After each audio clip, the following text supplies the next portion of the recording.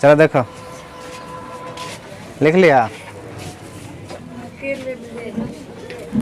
प्राकृत संख्या जो होता है, देखो यहाँ पर क्या होता है, गिनती की संख्या को क्या कहते हैं? प्राकृत संख्या कहते हैं। और किससे सूचित करते हैं?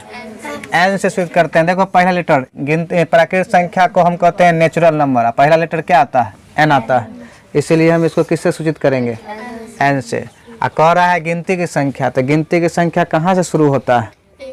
इक्कीस से होता है, जीरो से नहीं ना होता है। एक कहीं से गिनना होता है, किसी को अगर यहाँ पर गिनना होता है तो हम इक्कीस से गिनेंगे, कोई भी चीज़ को गिनेंगे तो उसे क्या कहेंगे? गिनती की संख्या क्या कहते हैं? प्राकृत संख्या कहते हैं। तो यहाँ पर n बराबर की हो जाएगा, एक से स्टार्ट होगा, 1 2 3 4 इन्फिनिटिव तकला रहेगा, अनंत तकला रहेगा।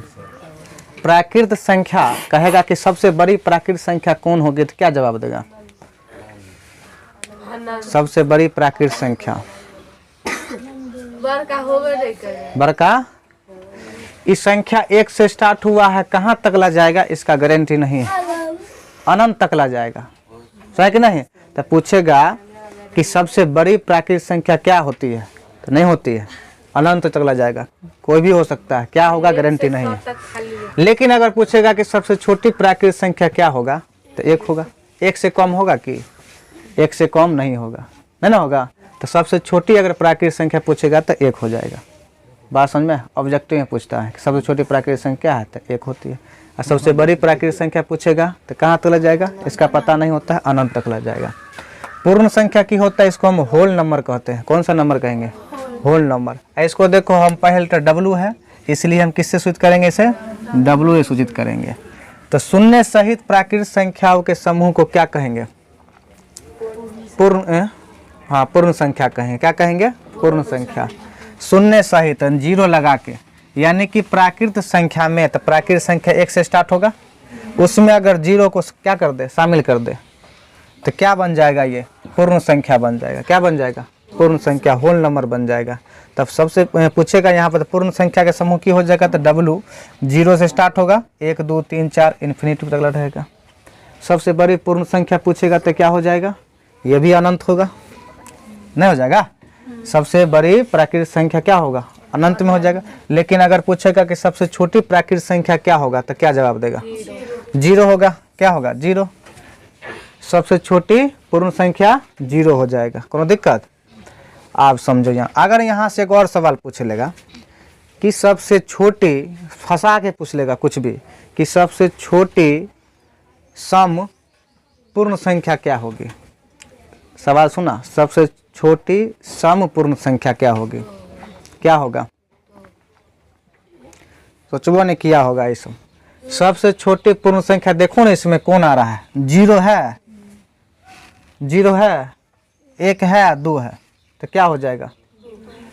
2 हो जाएगा। 2 क्या है? सम है ना, 2 हो जाएगा।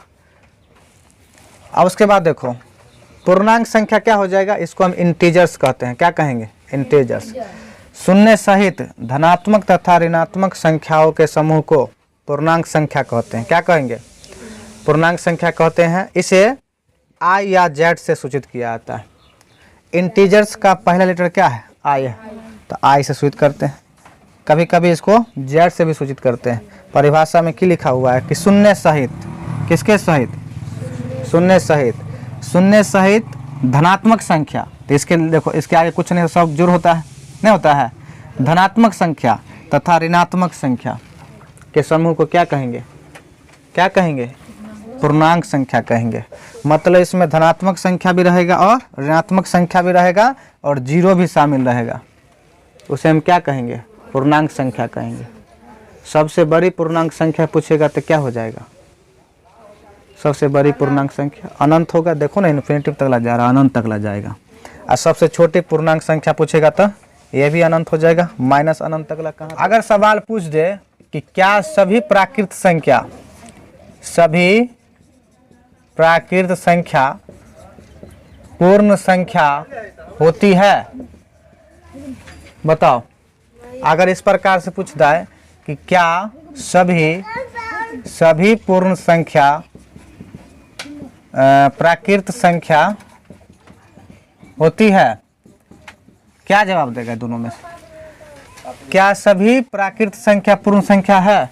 तो प्राकृत संख्या देखो, प्राकृत संख्या किससे शुरू करते हैं? n से, 1 से ये स्टार्ट होगा, नहीं हो जाएगा। अपूर्ण संख्या W 0 1 2 3 यही ना होगा। सवाल की पूछे हैं, क्या सभी प्राकृत संख्या जो होता है ना वो पूर्ण संख्या होगा? मतलब ये जितना भी प्राकृत संख्या है तो 1 से स्टार्ट होगा, क्या पूर्ण संख्या के अंतर्गत आता है? नहीं आता है। ये देखो तो 1 से नहीं है, 1 से लेके पूरा इसमें है कि नहीं है? 2 रंग के सवाल पूछे हैं। सभी प्राकृत संख्या पूर्ण संख्या है कि नहीं है? ये प्राकृत संख्या 1 2 3 4 इसमें समाया हुआ है ना रे, तो सभी प्राकृत संख्या पूर्ण संख्या है ना। लेकिन अगर पूछ दे क्या सभी पूर्ण संख्या प्राकृत संख्या है, उल्टा पूछ देता। देखो 1 2 3 4 दोनों में, ये इसमें है ये इसमें है, लेकिन ये क्या है 0 इसमें है नहीं है, तो यानी कि सभी पूर्ण संख्या जो होगा प्राकृत संख्या नहीं होगा। काहे नहीं होगा? क्योंकि 0 इसमें नहीं है। लेकिन अगर पूछ दे क्या सभी प्राकृत संख्या पूर्ण संख्या है, तो होगा। क्या है कि इसमें सभी है, इस ये वाला जो है इसमें है, इसलिए ये होगा। अगर ये वाला उल्टा पूछ देगा कि सभी पूर्ण संख्या प्राकृत संख्या होती है, तो नहीं होती है। काहे नहीं होती? क्योंकि इसमें 0 शामिल नहीं है। बात समझ में? एक और अभी बताएं, इंटीजर्स बताएं, इसमें क्या होता है? धनात्मक होता है 0 1 2 3 ये होता है, उसके बाद -1 -2 इस प्रकार से नहीं होता है। अगर यहाँ पूछ दे क्या सभी प्राकृत संख्या पूर्णांक होती है, क्या सभी प्राकृत संख्या पूर्णांक होती है? पीछे से बताओ तो होता है कि नहीं होता है? क्या सभी प्राकृत संख्या पूर्णांक होगा? होगा ना। काहे होगा? क्योंकि जो गिनती की संख्या 1 2 3 4 है इसमें है, इसीलिए होगा। अगर इस प्रकार से पूछ दे क्या सभी पूर्णांक संख्या प्राकृत संख्या होगा? नहीं होगा। काहे नहीं होगा? क्योंकि ये गिनती की संख्या तो है, लेकिन बाकी जो ऋणात्मक संख्या 0 संख्या इसमें नहीं है, इसीलिए नहीं होगा। बात समझ में आया? क्या सभी पूर्ण संख्या इंटीजर्स यानी कि पूर्णांक संख्या है? क्या सभी पूर्ण संख्या पूर्णांक संख्या है ना रे? 0 से लेके 1 2 3 4 स्टार्ट हुआ, इसमें समाया हुआ है कि नहीं है? तो होगा। अगर इसी प्रकार से पूछ दे क्या सभी पूर्णांक संख्या पूर्ण संख्या है? नहीं होगा। काहे कि ये वाला इसमें तो है, लेकिन ऋणात्मक वाला नहीं है। बस में मतलब उस पर जो सवाल पूछेगा ना, उस पर भाषा पर ध्यान देना, क्या पूछ रहा है। उसमें अगर समाया होगा तो होगा, नहीं होगा तो नहीं होगा। बात समझ में आया? यहाँ तक ला। इसी प्रकार से सवाल फंसा के ऑब्जेक्टिव में पूछेगा। कौन दिक्कत? आगे समझते हैं सम संख्या और विषम संख्या।